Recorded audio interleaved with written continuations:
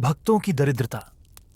जगत जननी पार्वती जी ने एक भूखे भक्त को श्मशान में चिता के अंगारों पर रोटी सेंकते देखा तो वे दौड़ी दौड़ी औघड़दानी शंकर जी के पास गईं और कहने लगी, भगवान, मुझे ऐसा लगता है कि आपका कठोर हृदय अपने अनन्य भक्तों की दुर्दशा देखकर भी नहीं पिघलता।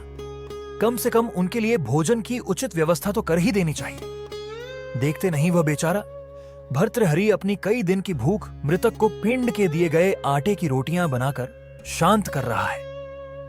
महादेव ने हंसते हुए कहा, शुभ है, ऐसे भक्तों के लिए मेरा द्वार सदैव खुला रहता है, पर वह आना ही कहां चाहते हैं। यदि कोई वस्तु दी भी जाए तो उसे स्वीकार नहीं करते, कष्ट उठाते रहते हैं। फिर ऐसी स्थिति में तुम ही बताओ, मैं क्या करूं?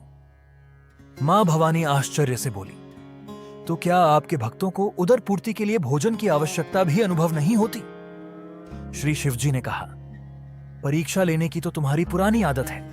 यदि विश्वास न हो तो तुम स्वयं ही जाकर क्यों न पूछ लो, परंतु परीक्षा में सावधानी रखने की आवश्यकता है।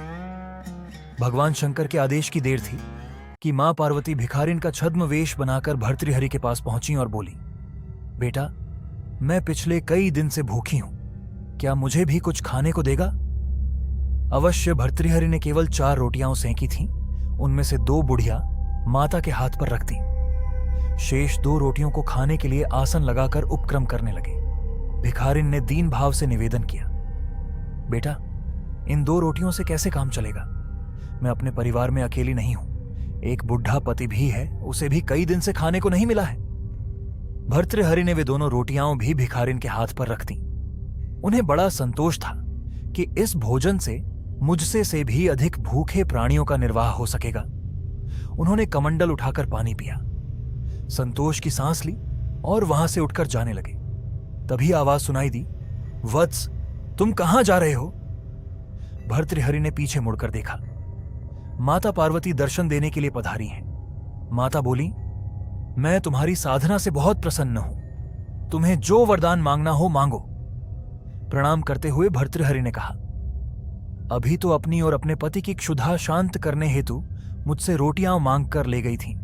जो स्वयं दूसरों के सम्मुख हाथ फैलाकर अपना पेट भरता है, वह क्या दे सकेगा? ऐसे भिखारी से मैं क्या मांगू? पार्वती जी ने अपना असली स्वरूप दिखाया और कहा, मैं सर्वशक्तिमती हूं, तुम्हारी परदुख कातरता से बहुत प्रसन्न हूं, जो चाहो सोवर मांगो।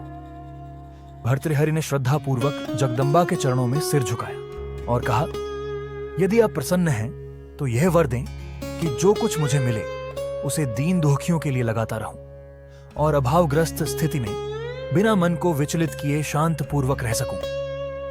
पार्वती जी एवमस्तु कहकर भगवान शिव के पास लौट गई। त्रिकालदर्शी शंभु यह सब देख रहे थे।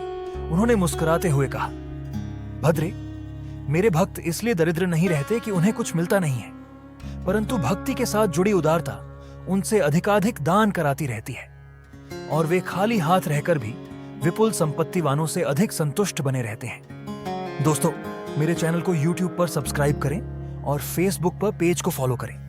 मैं हमेशा आपके लिए नई नई कहानियां लेकर आते रहेंगे।